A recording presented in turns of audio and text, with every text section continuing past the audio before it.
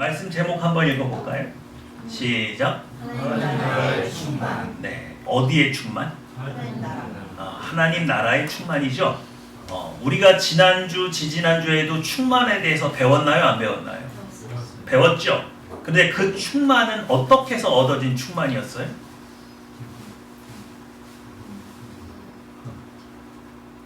어떻게 얻었어요? 충만? 변화? 연합. 그렇지. 근데 연합되었을 때, 연합이 이루어지려면 뭐가 일어나야 된다 그랬어요? 임재가 일어나야 된다 그랬죠. 그러니까 지난주까지 우리가 배웠던 충만은 하나님의 임재로 말미암아 얻어지는 충만이에요. 이해가 되시죠? 근데 충만도 종류가 좀 있어요. 그러니까 지금 오늘 배울 건 뭐예요? 하나님 나라의 충만이에요. 그럼 어떤 게 더 세요? 어떤 게 더 커요? 이게 더 큰 거예요. 다시 한번요. 여러분이 누리는 충만은 개인적으로 하나님의 임재 가운데 들어가서 하나님의 풍요로움을 맛보고 가지고 나오는 개인적인 차원에서의 충만이에요. 오늘 하나님께서 여러분에게 가르치시고자 하는 내용은 하나님 나라의 충만이에요. 이 무슨 차이가 있는지 좀 봐야 돼요. 이해가 되시죠? 자, 그런데 요즘 희한한 일이 일어나고 있습니다. 여러분, 전 세계에서 복음이 가장 안 들어가는 곳이 어디예요? 일본도 그렇고 이슬람도 그렇죠. 이슬람 국가에서 요즘에 복음이 전파되고 있어요. 할렐루야죠. 네. 지금 한동대를 비롯해서 무슬림들이 대한민국을 집어삼키려고 엄청 노력하고 있는 거 아세요?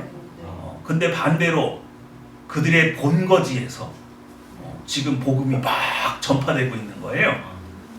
누가 전도했어요? 무슬림에 가서 복음 누가 전하고 있어요? 선교사들이? 선교사들이 할 수 있나요? 네? 누구? 그 나라 사람들이? 아니요. 희한한 일이 일어났다 그랬잖아요. 선교사들도 거기는 종교 경찰들이 있어서 굉장히 어려워요. 활동이 굉장히 제약되어 있고 숨어서 활동하다 보니까 이게 확산이 안 된단 말이에요. 근데 지금 이란을 비롯해서 사우디, 예멘 이런 나라에서 복음이 엄청나게 지금 전파되고 있어요. 누가 선교했을까? 누가 전도했을까? 한번 봅시다. 유튜브가 있을까요? 1979년 호메이니 집권으로 이슬람 정파국이 된 이란은 현재 국민 절반 이상이 빈곤층으로 분류될 만큼 가난합니다. 이란 국민은 지난 45년 동안 이슬람이 무엇을 가져다 줬는지 심각한 고민에 빠졌습니다.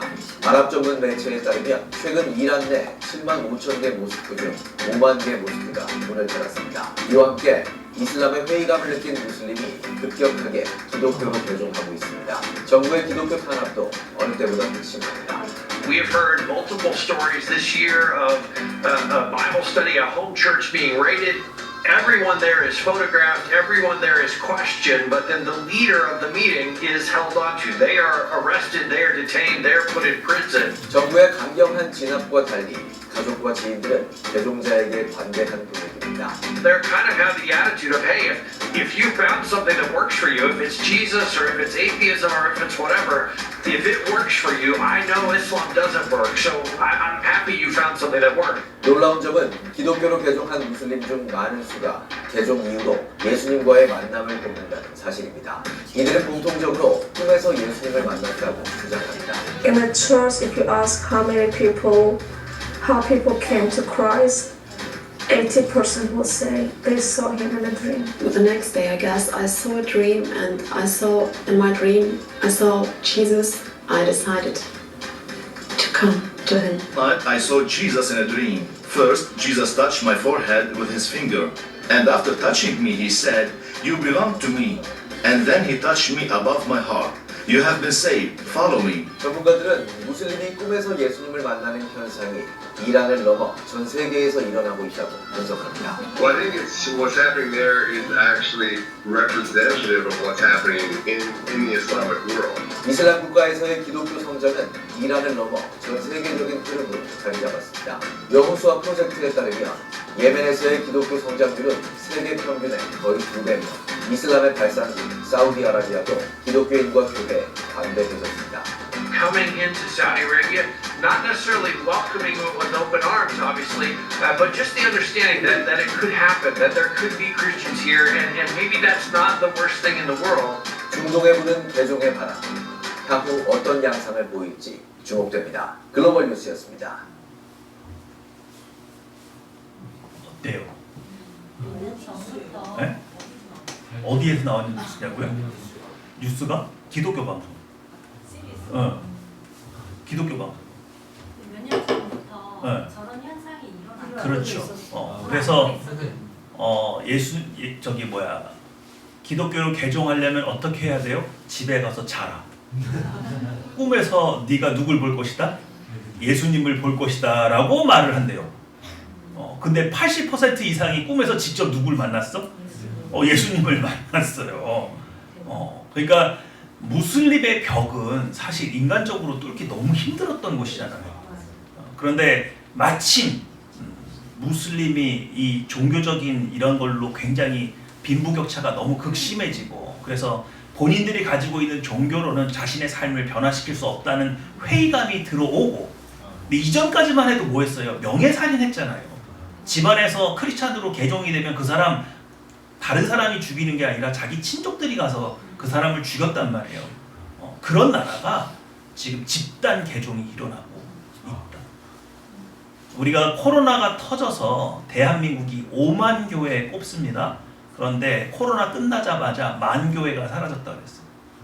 그래서 너무 마음이 아프고, 하나님 이거 어떻게 하면 좋을까요? 근데 하나님께서는 어디서 일하고 계셨어요? 중동 지역에 가셔가지고 모스크가 몇 개가 사라졌대? 5만 개가 사라졌대. 5만 개가 5배로 갚으시는 거죠. 그러니까 지금 이건 선교사들이 들어갈 수 없는 나라가 예수님께서 이렇게 역사하셔서 이제 들어갈 수 있는 나라로 변질이 되고 있고, 무슬림의 종주국이 어디예요? 사우디아라비아죠. 근데 사우디아라비아조차도 관대해졌다라고 말을 할 정도면 이제 굉장히 이제 무슬림에게 문이 열렸다고 우리가 봐야 되겠고, 물론 이런 현상이 계속 있진 않겠죠. 이제 외부에 있는 선교사들하고 연결이 되어서 그들을 교육하고 이런 것들이 이제 같이 맞물려서 돌아가야 되겠죠. 어쨌든 여러분들이 지금 이런 세계적인 현상들을 알고 계셨으면 좋겠어서 오늘 이것을 좀 틀어봤고요. 그리고 여러분, 하나님은 살아계세요? 예수님은 살아계십니다. 지금도 역사하고 계신 걸 우리가 보잖아요. 때가 이르면 직접 나서서라도 복음이 편만하게 전파되는 것을 우리가 보고 있는 이 시점에 우리가 같이 살고 있어요. 그러므로 믿음 놓지 마시고, 낙심하지 마시고, 좌절하지 마시고, 어떤 상황 속에서도 하나님이 역사하신다는 사실에 대해서 여러분이 큰 믿음을 가지시고 나가셨으면 좋겠습니다. 오늘 본문으로 잠깐 들어가면, 여러분 이거 무슨 기적이죠? 예, 우리가 흔히 알고 있는 오병이어의 기적이죠. 근데 여러분, 오병이어에 대해서 여러분들이 설교를 한두 번 들어본 것도 아닐 텐데 다시 한번 말씀을 드리지만, 여러분, 오병이어의 기적이 갖는 의의가 뭐예요? 예수님께서 왜 이런 이적을 베푸셨어요? 이 이적을 통해서 예수님께서 그때 당시 신자들과 우리에게 지금 보여주고 싶으신 게 뭐예요? 뭐예요? 하나님의 충만하심, 또 하나님에 대한 믿음, 그리고 역사, 하나님의 일하심, 또 조금 신학적으로 가면 구속자적으로 이게 되게 중요한 사건이에요. 이스라엘에 대한 구원이죠. 그리고 스스로 내가 뭐라고요? 하나님이시라는 것을 증명하는 사건인과 동시에 나는 생명의 떡으로 이 땅에 왔다. 그리고 축사하시고 모든 사람들에게 나눠주죠. 근데 이 나눠준 떡은, 빵은 그냥 단순히 일용할 양식이 아니라 이 사람들은요, 오늘 이 산에서 치유받고 말씀 듣고 그리고 집으로 돌아가야 되는데 돌아갈 힘이 있어요, 없어요? 없단 말이에요. 역사학자들이 연구한 바에 의하면 예수님 당시에 이 빈곤이 85% 이상이 빈곤층이래요. 무산대중이래요. 가진 게 아무것도 없대요. 그래서 누가 떡을 준다거나 식량을 준다거나 누가 치료해 준다고 그러면 그 사람 막 몰려가서 이렇게 있는 거예요. 할 일이 없어요. 우리나라 6.25 전쟁 직후하고 비슷한 상황이래요. 그러니까 이 많은 사람들이 먹을 것이 없고 자기들이 어디서 고침받을 데가 없으니까 이런 소문만 들으면 구름대처럼 몰려가지고 거기에 있는 거죠. 예수님 보실 때 이 사람들이 집에 돌아가기 전에 지쳐서 뭐 할 것 같아요? 쓰러질 것 같아요. 그래서 떡을 주는 거예요. 그럼 이 떡은 단순히 일용할 양식이 아니라 이들에게는 뭐예요? 생명인 거죠. 그래서 오병이어의 기적을 통해서 예수님께서는 나는 이 땅에 생명의 떡으로 왔으니 너희는 나에게로 와서 무엇을 받아라? 생명을 얻어라. 영생을 얻어라. 그것을 도식적으로 보여준 사건으로 우리는 이해를 하고 있습니다. 이게 구속사적 관점이에요. 하나님께서 이 세상을 어떻게 구원하시려고 하는가라는 관점이에요. 이해가 되시죠? 이건 철저히 신학적인 관점이란 말이에요. 그런데 그런 관점에 매여서 이 본문을 들여다보면 그거밖에 안 보여요. 오늘 하나님께서 이 사건을 통해서 여러분에게 보여주고 싶으신 건 뭐라고요? 하나님 나라의 충만이라고. 도대체 이 사건 안에 어디가 하나님 나라의 충만이 드러나 있는 사건인지 아시려면은 구약의 어떤 사건부터 이해를 하고 여기까지 넘어와야 이게 보여요. 무슨 말인지 아시겠죠? 그러니까 오늘 개념이 쉬워요, 어려워요? 조금 어려워요. 그러니까 여러분 정신 바짝 차리셔야 돼요. 자, 그런데 우리 지난주에 엘리사 공부했죠? 근데 엘리사에게 누가 있었어요?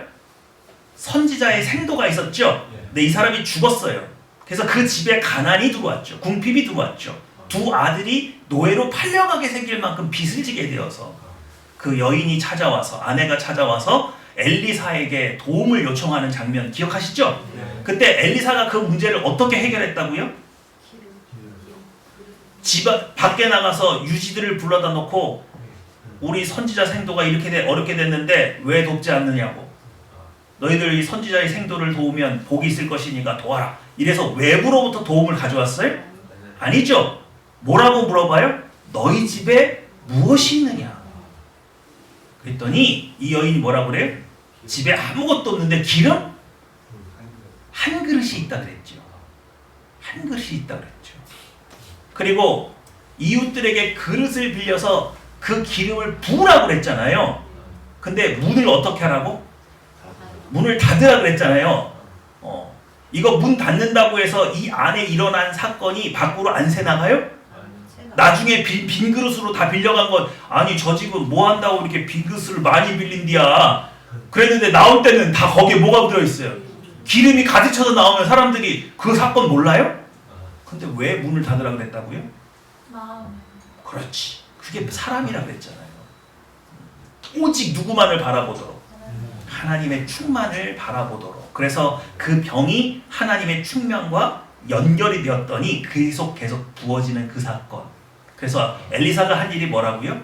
외부로부터 도움을 얻어온 것이 아니라 너희 집안의 결핍과 궁핍의 문제는 누구를 통해서 해결을 받아야 된다?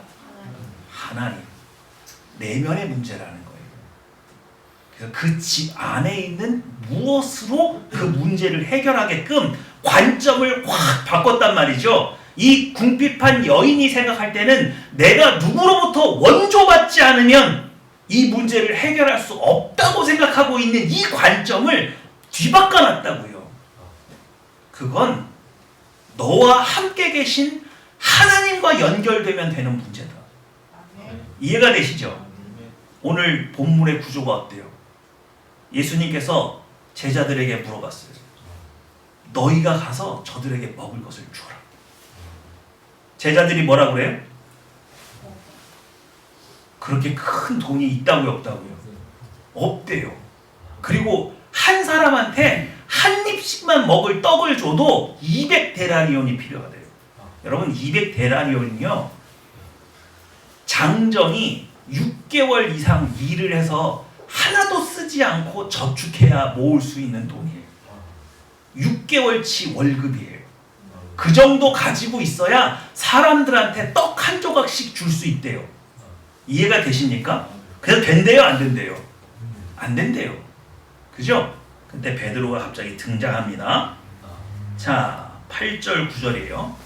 8절 9절 봅니다. 시작.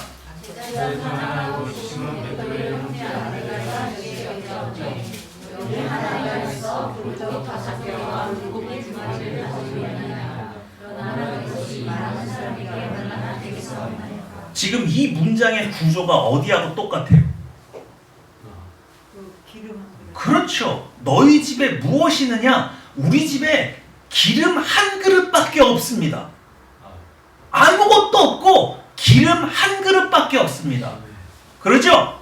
베드로가 뭐라 그래요? 여기 한 아이가 있어. 보리떡 5개와 물고기 2마리를 가지고 있나이다. 그러나 그것이 이 많은 사람에게 얼마나 되겠습니까? 똑같죠?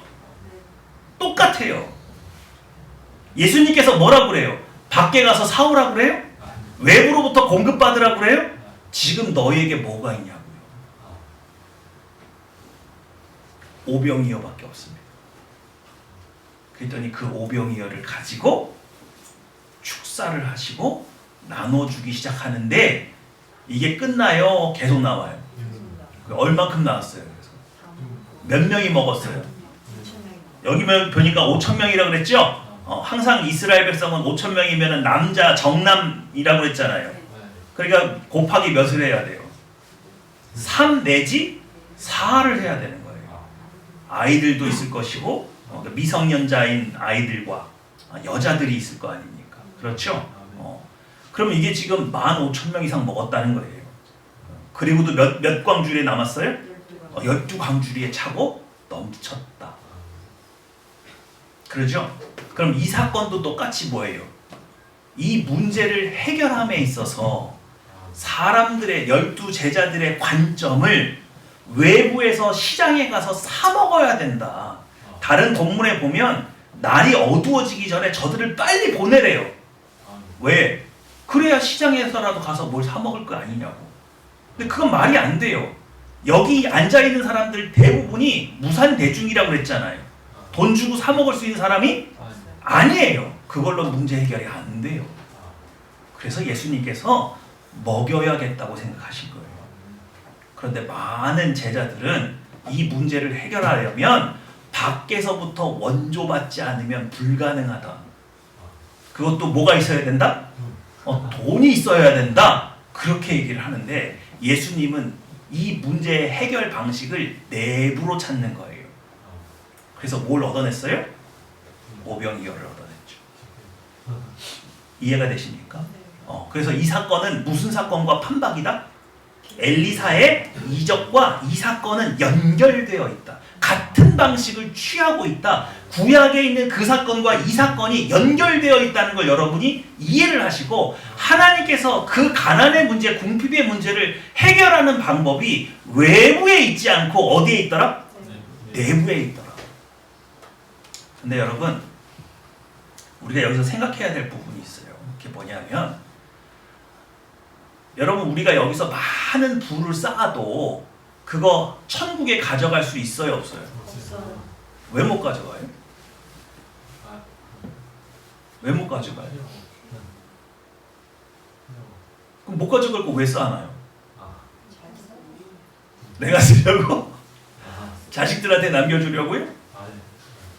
그래서 성경에서 이 세상에만 쓸 수 있는 재물을 뭐라고 말한다고요? 불의한 재물이라 그래요.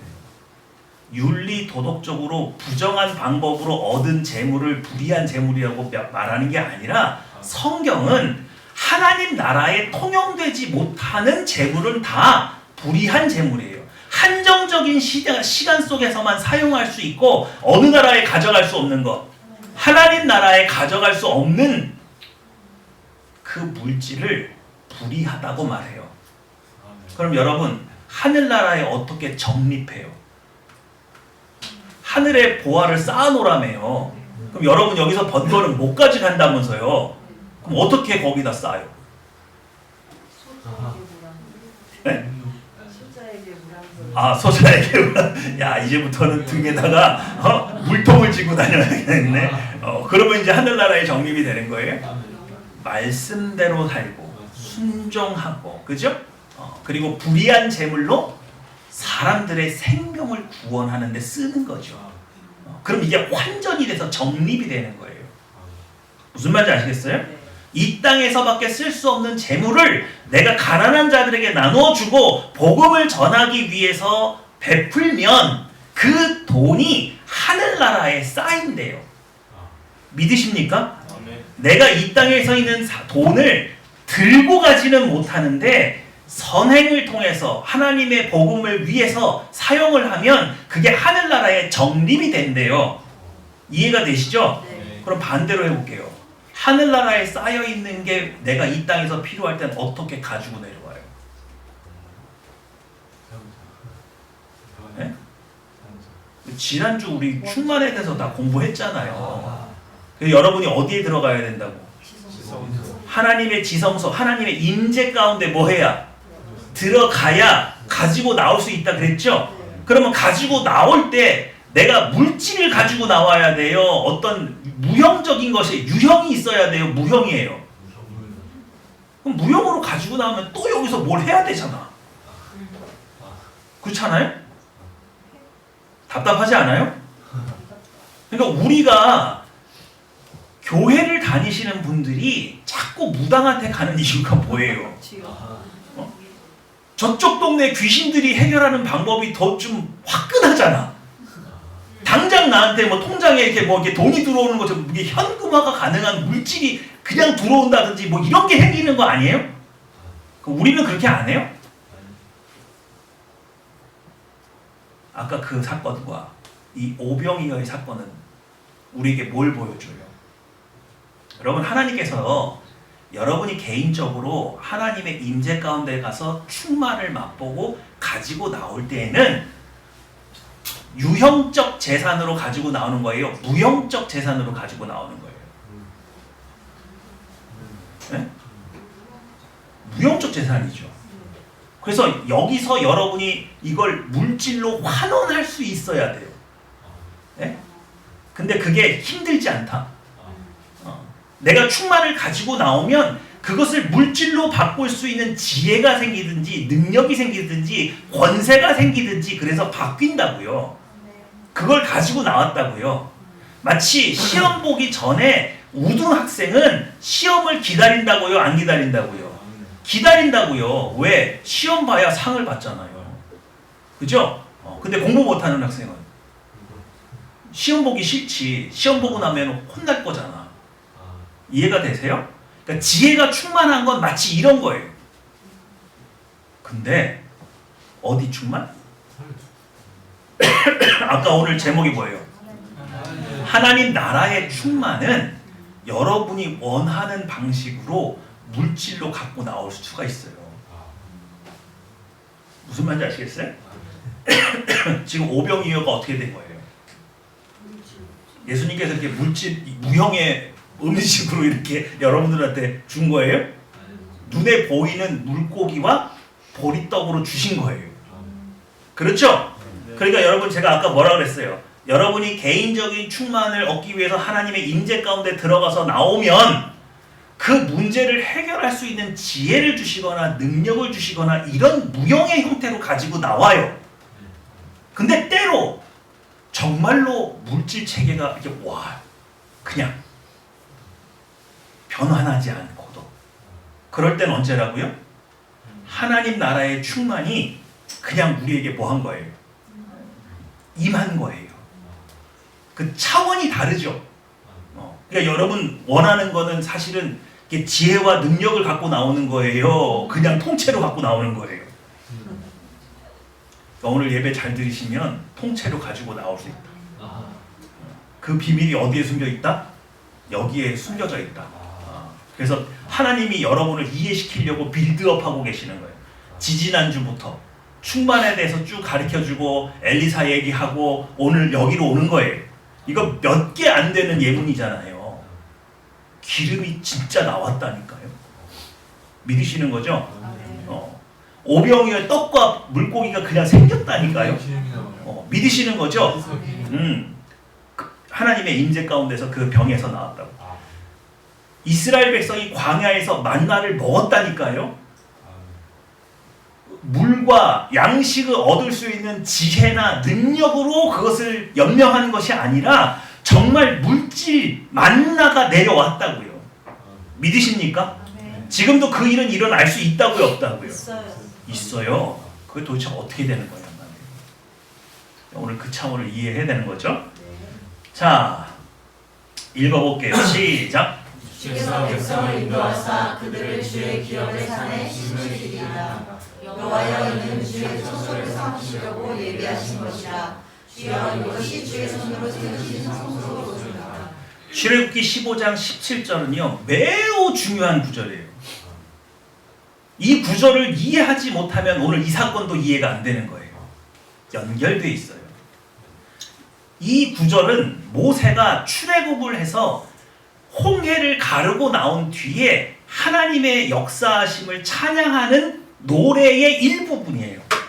이해가 되시죠? 자, 그런데 뭐라고 되어 있습니까? 주께서 백성을 모아서 인도했대요. 근데 사실은 이 단어는요 들어갔다고 번역해야 돼요. 하나님께서 이스라엘 백성 가운데 뭐 하셨다고요? 들어가셨어요. 그들을 주의 기업의 산에 뭐 하시리다? 주의 기업의 산이 뭐예요? 왜 기업이 산이에요? 오늘 요 이미지를 이해하셔야 되는데, 근데 똑같은 게 뭐냐면 반복되고 있는데, 여호와여 이는 주의 뭐를? 처소를 뭐 하시려고? 이 처소를 삼다라는 이 표현이 이스라엘 그 히브리 단어의 원래 의미는 뭐냐면 결혼한 남성이 여인과 함께 살기 위해서 신혼집을 구할 때 쓰는 단어예요. 그러니까 이 단어 안에 이미 남녀가 결혼한다는 표현이 여기 들어가 있는 겁니다. 무슨 말인지 아시겠어요? 요한계시록에 우리가 어떻게 되겠어요? 신랑 대신 예수님과 그의 신부 대신 교회가 연합하는 것으로 돼 있죠. 그리고 그 연합하는 곳이 어디예요? 하나님 나라죠.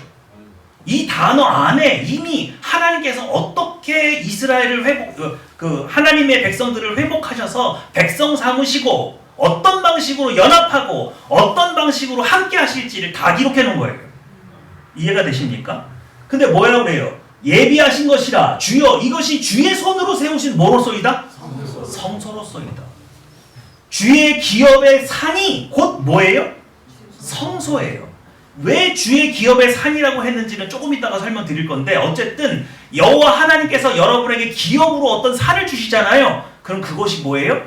하나님의 성소가 되고 하나님의 나라가 되어야 된다는 거예요. 여기서 주의 기업의 산이라고 하는 이 표현 자체는 가나안 땅 전체를 의미하기도 하지만 장차 도래할 하나님의 나라의 모습이에요. 근데 이 나라를 하나님께서 이스라엘 백성에게 도식적으로 보여주고 싶으셔서 이 말씀을 하셨단 말이에요. 이 말씀을 하셨을 때 주의 기업의 산이 어떤 이미지인지 볼게요. 자, 넘어갑니다. 제가. 자, 이거예요. 이스라엘 백성이 출애굽해서 홍해를 가르고 나와서 시내산에 도착했어요. 저 위에서 천둥 번개와 구름이 빽빽하게 하면서 누가 임하셨어요? 하나님의 임재가 일어났는데 이 산을 주변을 뺑 눌러서 누가 거하고 있어요 지금? 이스라엘 백성 200만이 이 산을 둘러싸고 있는 거예요. 그런데 감히 두려워서 여기 나가요 못 나가요? 못 나가죠? 그래서 누구만 올라갔어요? 모세만 올라갔어요. 이게 주의 기업의 산의 모습이에요. 그럼 무슨 말이냐? 하나님의 어떤 성산이 있고 그 위에 하나님의 성소가 있고, 그리고 이 산은 굉장히 윤택하고 아름다운 산이어서 이스라엘 백성들이 이 여기에 거하는 거예요. 근데 산 중턱에 거해야 돼요? 이렇게 완전히 바닥에 거해야 돼요? 중턱에 거해야 되죠? 근데 무서워서 뭐 하고 있으니까? 못 올라가니까 이 그림이에요. 이거는 원래 하나님 원하셨던 그림이 아닌 거죠. 자, 이게 어떻게 변합니까? 요거 시내산이에요, 실제. 근데 옆에 있는 게 뭐예요? 호렙산이래요. 근데 신학자들이 이거 발견하기 전까지 시내산과 호렙산이 같은 산의 다른 이름인 줄 알았어요. 근데 알고 봤더니 산이 뭐예요? 봉우리가 두 개야. 하나는 시내산이고 하나는 뭐예요? 호렙산이에요. 여기 주변에 이렇게 쫙 편만하게 있었던 거죠. 여러분, 우리나라 백두산이죠? 저기 위에 있는 거 가장 큰 산 백두산이죠? 근데 중국에선 뭐라고 불러요? 장백산이라고 부르죠. 그래서 같은 산인데 이름이 여러 개인 이유는 뭐예요? 경계선에 걸쳐서 이쪽 부족은 이렇게 지네의 이름이 있고 이쪽 부족은 지네의 이름이 있고, 혹은 점령을 자주 당하면 자주 이름이 바뀌는 거예요. 그러니까 어떤 산이 있는데 자꾸 이름이 여러 개고 이거 왜 이래? 그게 아니라 여러 민족에 의해서 정복당해서 이름이 자꾸 바뀌는 거예요. 자, 그 구조가 이동해야 되죠? 그래서 성막이 됐어요. 그리고 그 주변에 뭐가 됐어요? 이스라엘이 진치고 있죠? 이게 모형이란 말이에요. 하나님의 성산을 가지고 다니는 거예요. 그 모습 그대로. 이해가 되십니까? 그래서 이게 성막이 됐는데 나중에 또 이게 뭐가 돼요? 성전이 되는 거예요. 그런데 완성된 모습은 이거예요. 여기 어디예요? 천국이에요. 그리고 여기에 빽빽한 나무들이 보이죠? 오늘 하나님께서 아까 뭐라고 했어요? 주의 기업의 산에 뭐 하신다? 심으신다. 바로 이 나무들이 누구라고 생각하면 되는 거예요? 구원받은 하나님의 백성이라고 생각하면 되는 거죠. 그러니까 하나님은 출애굽 때부터 이상적인 하나님의 나라를 계속해서 모형적으로 보여주고 계셨다고요. 이해가 되십니까? 여러분 보세요. 다시 본문으로 돌아오는 거예요. 오늘 예수님께서 어디 계세요? 예수님이 오늘 오병이어의 기적을 베푸신 이곳이 어디예요? 산이래요. 산 위에서 보고 있으니까 큰 무리가 예수님을 찾아오는 게 보였어요. 그렇죠? 자, 3절 시작. 6절, 5절 시작.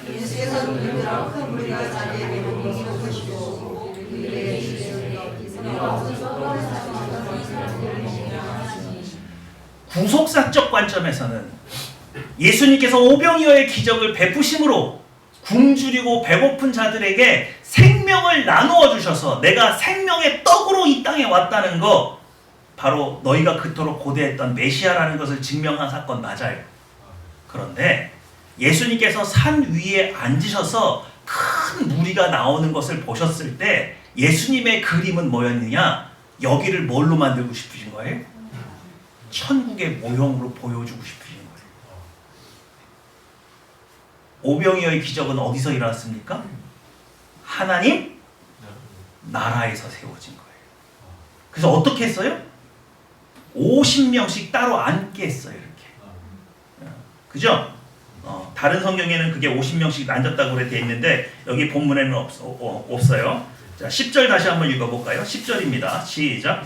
예수께서 이제 사람들과 앉게 하시니 그곳에 잔디가 많은지라 사람들이 앉으니 수가 5,000명이 되더라. 자, 예수님께서 이르시되 이 사람들을 뭐 하게 하라? 여러분 어떻게 앉았을까요? 어떻게 앉았을 것 같아요? 여러분 생각에 50명씩 한 무리를 만들어 놓고 앉으라 그랬어요.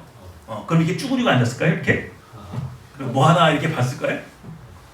이게요, 여러분 우리 그 히브리어로 된 신약 성경이 있다고 말씀드렸죠? 거기에는 어떻게 되어 있냐면 기대어 앉았다 이렇게 되어 있어요. 어떻게 기대어 앉아요? 어떻게 기대어 앉아요? 기대어 앉은 모습이 어떤 모습이에요? 이렇게 기대앉아요? 팔을 이렇게 걸고 이렇게 기대앉아요. 이게 무슨 자세인지 아세요? 이스라엘 백성 식사할 때 앉는 자세예요. 음식 출발? 뭐라고요? 음식 시간? 급식 시간. 다 먹을 준비를 시켜놓은 거예요. 그냥 앉아 있는 게 아니라 식사 테이블을 깔아놓은 것처럼 다들 옆으로 비스듬히 앉아. 이스라엘 백성들 이렇게 약간 비스듬히 누워가지고 밥 먹는 거 아시죠? 그 자세를 지금 한 건데 이걸 헬라어로 표현하니까 이러고 쭈그리고 앉은 것처럼 보이잖아요. 그게 아니라니까요. 자, 잔치를 벌이게 생겼어요. 5,000명이 넘어요. 다 합치면 15,000명쯤 되는 거예요. 그 사람들을 벌써 식사가 올 거니까 기대 앉으라고 얘기를 한 거예요. 근데 실제로는 뭐밖에 없는데? 5병이어밖에 없는데. 그럼 모든 사람들이 이 많은 사람들을 먹일 게 어디서 오지? 라고 누구만 바라보고 있을 거예요? 예수님만 바라보고 있는 거예요. 이해가 되시죠? 그러니까 지금 하나님의 성산이 되어버렸어요. 이 산이. 누가 임하셨기 때문에? 하나님이신 예수님이 그 자리에 계시기 때문에. 그리고 그들을 50명씩 이렇게 앉아있는 모습, 근데 비스듬히 누워서 식사를 준비하고 있는 이 모습이 하나님의 성산의 신기운 모습이란 말이에요. 이 천국에 이 나무, 꽃나무들이 물이 없어요? 아니죠. 그리고 여기는 하나님의 영광의 빛이 계속 비친대요. 그럼 이 나무들이 시들겠어요? 아니죠. 계속 하루 종일 광합성하고 있는 거죠. 풍족한 모습이에요. 그게 연출이 됐어요. 근데 실제로는 아직 먹은 게 없어서 굶주려 있는 상태잖아요. 그러면 예수님은 이때 어떻게 떡과 물고기를 가지고 나왔어요? 축사하시고. 축사 어떻게 하는 겁니까? 축사가 뭐예요? 네? 뭐라고 기도하셨어? 뭐라고 기도하셨을까요?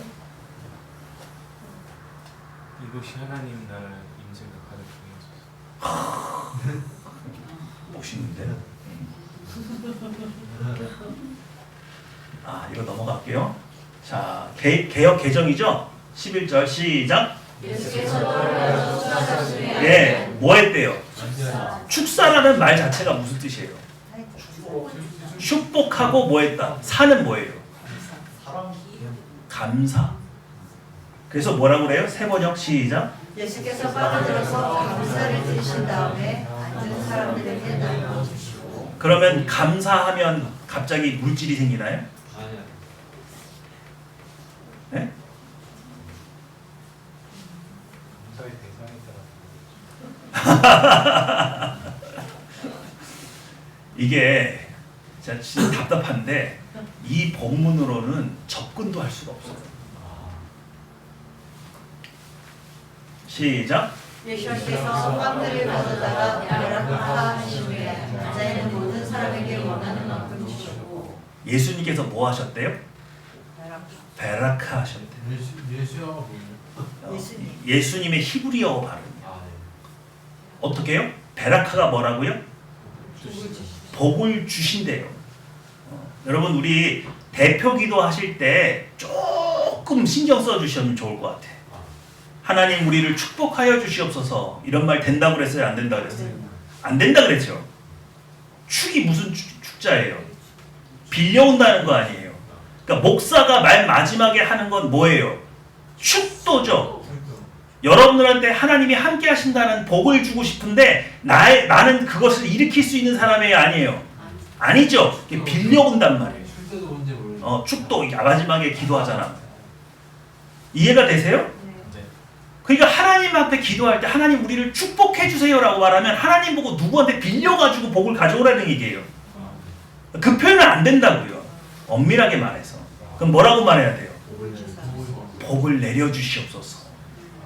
그럼 예수님께서 스스로 하나님이신데 오늘 그 성산이 됐죠. 예수님이 임하셔서 하나님이 임하신 곳이 성산이잖아요. 성산에서 하나님께서 성부 하나님께 복을 빌려왔을까요? 그리고 복을 베푼 게 빵들을 가져다가 복을 주셨다 그랬죠. 그럼 빵에다가 복을 준 거예요? 뭐 어떻게 한 거예요? 복을 선포하신 거예요. 이해가 되십니까? 그러니까 하나님 나라의 충만은 그냥 통째로 가지고 나오는 건 어떻게 해야 되는 거예요? 이게 뭐예요? 여러분들 좋아하는 거잖아요. 새해에 뭐 하라고. 이게 복 받은 거예요. 우리가 하나님의 복으로 우리에게 임하셨을 때, 하나님께서 우리에게 복 주시려 임하셨을 때에는 물질 체계로 그냥 나와요. 이해가 되십니까? 그러니까 여기서 축사하셔. 하늘을 우러러보시고 하나님 감사합니다. 이 많은 무리에게 먹여주실 의량으로 다 모이게 하시고 오늘 이 잔치를 베풀어 주시니 감사합니다. 축사한 게 아니라 복을 선포하셨다. 오늘 내가 너희에게 충만히 먹이리라. 너희는 오늘 나로 인하여 복을 누리리라. 선언하신 거예요. 선포하신 거예요. 그랬더니 물고기와 이게 떡이 무한히 나오는 것처럼 모든 사람들이 원하는 만큼 쏟아져 나왔다고요. 믿으십니까? 그럼 복은 어떻게 받아요? 그럼 복은 어떻게 받아요? 어떻게 받아요? 복은 어떨 때 새해 받아요? 기도 열심히 하면 받아요? 여러분, 우리 제가 이걸 설명하려고 너무 머리가 막 아픈 거예요. 뭔지는 알겠는데 말로 설명이 안 되는 거예요, 이게. 근데 생각이 났어. 자, 우리 꼬마 아이가 놀이터에서 놀고 있었어. 근데 갑자기 중학생 정도 돼버린 형이 갑자기 나오라는 거야. 누가 놀 거니까. 야, 우리가 놀 거야. 너 나가. 너 딴 데서 놀아. 그랬더니 얘가 그러는 거지. 여기 공용 공간인데 왜 우리 보고 못 놀게 해요? 야, 씨, 나가라면 나가. 그럼 얘가 가죠. 어디로 가요? 엄마한테 가지. 엄마한테 가지. 그럼 엄마가 뭐라 그래? 그 얘기를 듣고 뭐라 그래, 엄마가? 어떤 놈이야? 어디 있어? 갈 때는 내 발로 들어갔죠? 그래서 엄마가 그 일을 받아서 접수하는 그 순간 이제는 누구의 손에 이끌려서 나가요? 엄마가 자꾸 나가는데 어디 있어? 그놈들 어디 있어? 그래서 엄마의 손에 이끌려서 놀이터에 가죠. 그럼 이제 얘네들은 누굴 만나야 돼? 엄마를 대적해야 돼. 돼요, 안 돼요? 안 되죠? 너 어디 살아? 너 여기 아파트 주민 맞아? 너 어디서 놀던 애들이야? 그러면서 얘네들을 물리친단 말이에요. 다시 말씀드리면 여러분이 개인적으로 하나님의 임재 가운데 들어가서 충만을 맛보고 나오는 것은 여기에서 물을 공급받고 햇빛을, 하나님의 영광을 공급받는 것 같은 일이에요. 무슨 말인지 아시겠어요? 그런데 하나님께서 복을 주시는 개념은 저 보좌 위에 계신 하나님이 갑자기 손을 붙잡고 우리 앞에 튀어나오셨어. 나의 삶의 문제의 현장에 그분이 직접 임하신 거예요. 다시 한번요. 내가 충만을 얻으려고 하니까 내 안에 있는 성소로 들어가서 하나님의 임재 가운데 들어간 거죠. 근데 복 주시는 건 뭐라고요? 하나님이 내 손을 붙잡고 튀어나오신 거라고. 내 삶의 현장에. 그래서 누가 직접 개입하셨어요? 하나님의 직접적인 개입이 일어난 거예요. 이게 복 주심이에요. 믿으십니까? 이때는 뭘로도 갑자기 그냥 나온다고? 뭐 지혜나 능력이나 그래서 막 환원해가지고 다시 필요한 걸로 그게 아니라 그냥 하늘에서 뭐가 뚝 떨어지듯이 그냥 생긴다고. 누가 개입했기 때문에? 하나님이 개입하셨기 때문에. 여러분, 성경의 복의 개념은 이래요. 하나님께서 이 사람에게 복을 주신대요. 생육하고 번성하라고 하는 명령을 주시기 전에 뭐라고 말한다고요? 하나님 여호와께서 사람에게 복을 주시고 그들에게 명하사 생육하라 번성하라 땅에 충만하라. 어떤 일을 부여하실 때 먼저 뭘 주신다고요? 복을 주신다는 거예요. 그 무슨 말이냐? 생육하고 번성하고 땅에 충만한 일에 누가 직접적으로 개입하신다는 거예요. 하나님. 이건 그냥 하나님께서 인간에게 명령하고 그래 잘 수행했냐? 보고받으시는 일이 아니라 직접 손붙들고 같이 가시는 일이라고요. 이 일이 죄로 말미암아 깨졌죠? 그래서 어떻게 됐어요? 여자에게 출산하는 고통이 생겼대요. 이게 무슨 말이에요? 생육하는 건 원래 누가 개입하시는 문제인데 하나님이 직접적으로 개입하시는 게 복이라 그랬잖아요. 그렇죠? 근데 이제는 여자가 혼자 출산을 해야 되는 거예요. 그러다 보니까 죽기도 하는 거죠. 무슨 말인지 아시겠어요? 복이 떠나간 거예요. 이런 개념이란 말이에요. 그러니 여러분, 오늘 여러분 뭐 받아야 돼요? 복 받아야죠. 근데 복 받으려면 어떻게 해야 돼? 하여튼 뭐 지난주, 지지난주 뭐 영상 있으니까 뭐 돌려보시든지 어디 들어갈 줄 알아야 돼? 지성소에 임재 가운데 들어갈 줄 알아야 돼. 그리고 그곳에서 고요하게 하나님의 충만을 바라보서 그것을 받아가지고 나올 줄 알아야 된다 그랬죠? 근데 나올 때 누구도 함께 나오면 하나님 손 붙잡고 같이 나오면 끌려 나오면 그러면 뭐가 된다고요? 복 받는다고.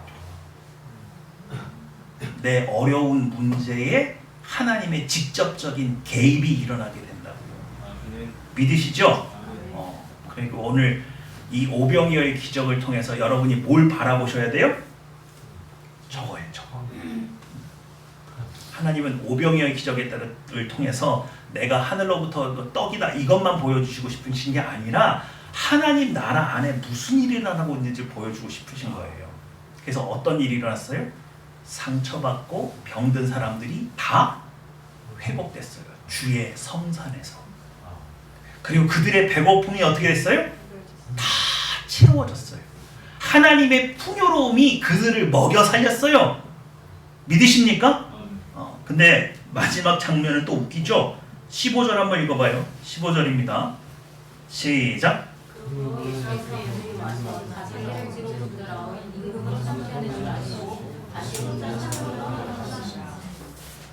갑자기 사람들이 무슨 생각이 들었어요?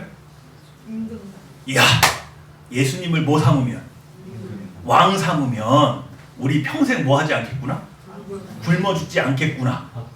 근데 그게 나빠요? 예수님이 홀딱 도망가시죠, 산으로. 네? 왜 그러시는 거예요?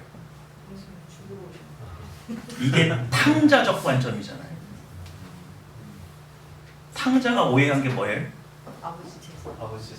지금 내가 풍요로운 것은 아버지 때문이다, 아버지 재산 때문이다. 아버지 재산 때문이라고 생각했다. 그래서 반을 가지고 나갔다. 그랬더니 그 재산이 나만 하더라, 나만 하지 않더라. 나만 하지 않더라. 돼지 주엽 열매를 먹고 나서야 나의 모든 부요함은 아버지의 재산에 있는 것이 아니라 아버지 때문이었구나. 그걸 깨닫고 돌아오는 거죠. 얘네들은 지금 뭐 하고 있는 거예요? 지금 떡에 반했어. 옛본성의 관점이에요. 옛본성이 살아 꿈틀꿈틀 움직이는 거예요. 그랬더니 예수님을 따라가요. 예수님이 휙 도망가 버려요. 그럼 뭐 한 거예요? 복을 다 쏟아 버린 거죠. 그래서 하나님의 임재하심에 들어갈 때에는 뭐가 필요하다 그랬어요? 옛본성을 십자가에 못 박지 않고서는 하나님의 임재 가운데 들어갈 수도 없고 복을 받는다 해도 사용할 수가 없다. 개인적인 충만을 연습하는 것도 중요합니다. 그러나 그 충만을 누렸을 때에 내가 해결할 수 없는 한계 지점에 이르렀을 때에는 하나님 손 붙잡고 함께 이 땅으로 들어와서 여러분의 직장의 현재, 문제의 그 현장에 하나님이 임하시는 복을 누려야 돼요. 이해가 되시죠? 이거 터득하지 않고는 버텨낼 수 없는 시대가 곧 옵니다.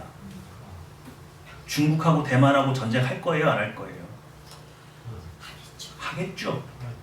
그러면 우리 무역로가 끊겨가지고 석유도 공급 못 받고 나라가 아주 힘든 시기를 보낼 거예요, 안 보낼 거예요? 뻔히 그런 시대가 오고 있는데 여러분이 이 충만을 이해하지 못하고서는 버텨내기 힘든 시대가 와요. 오늘 그것을 위해서라도 또 하나님은 이런 충만을 여러분이 누리기를 원하신다고요? 안 원하신다고요? 누리기를 원한다니까요. 누리기를 원하시는 거예요. 그래서 자꾸 가르쳐 주시잖아요. 그리고 이렇게 하나님께서 자꾸 여러분에게 충만을, 하나님의 복을 받으라고 이렇게 말씀을 자꾸 주신, 우리 교회에 이렇게 복 얘기한 적 있어요, 제가? 없었던 것 같아요. 전혀. 맨날 뭐 이래라 저래라 뭐 죽어라 이러기만 했지 복 받으라는 얘기 처음이잖아. 그러니까 지금 하나님께서 여러분에게 뭘 베푸시고 싶으신 거야. 그냥 손잡고 뛰어나가고 싶으신 거지 그냥. 근데 이거 손잡을 줄 몰라가지고 지난주 지지난주 설교가 되게 중요한 설교인 거예요. 여러분 그때 배운 내용 다시 한번 잘 생각해 보시고 오늘 하나님께서 내 삶의 현장에서 내 한계에서 하나님 제가 복이 필요합니다. 주님 저와 함께 하시는 것이 너무너무 필요합니다. 그냥 눈 감고 기도한다고 그 복이 일어나는 거 아니라 그랬잖아요. 절차가 있다 그랬잖아요. 그것들을 잘 연습하셔서 하나님의 복을 여러분 누리셨으면 좋겠습니다. 기도하겠습니다.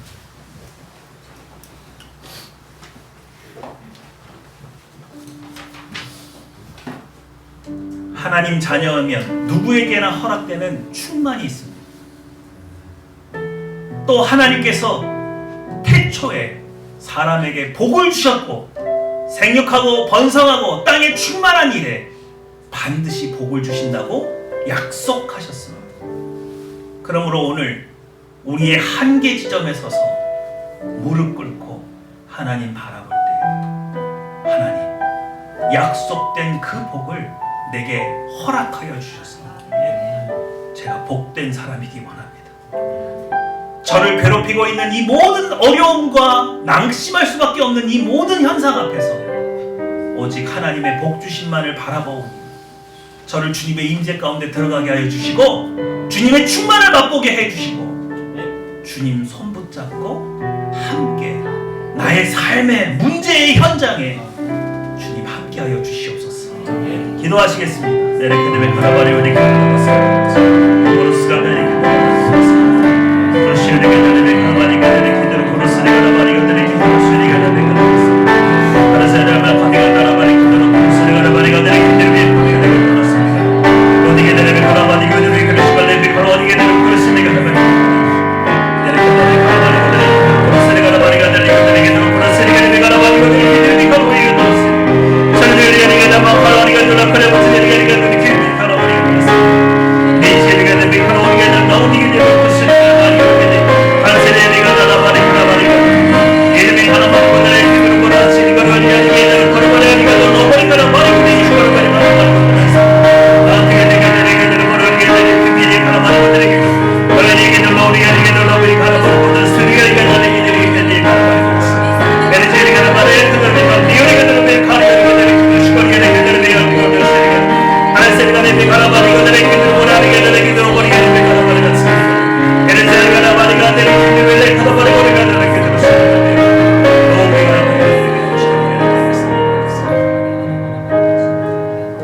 사랑과 인자가 충만하신 아버지 하나님 감사합니다. 우리를 주님의 충만으로 인도하여 주시고 주님의 복받는 은혜의 자리에 설 수 있도록 은혜를 허락하여 주시니 참으로 감사합니다. 오병이어의 기적을 맛보았던 그 수많은 성도들처럼 오늘 복 주시는 하나님을 바라봅니다. 나의 한계에서 내 힘으로는 도저히 해결할 수 없는 문제들 앞에서 무릎 꿇고 오직 주님께서 나의 손 붙잡아 주시고 나와 함께 계시기를 요청하오니 주님 복으로 임하여 주시옵소서. 우리가 이 땅에서 하늘나라를 누리게 하여 주시옵소서. 감사 기도드리며 내 주 예수님의 이름으로 기도했습니다.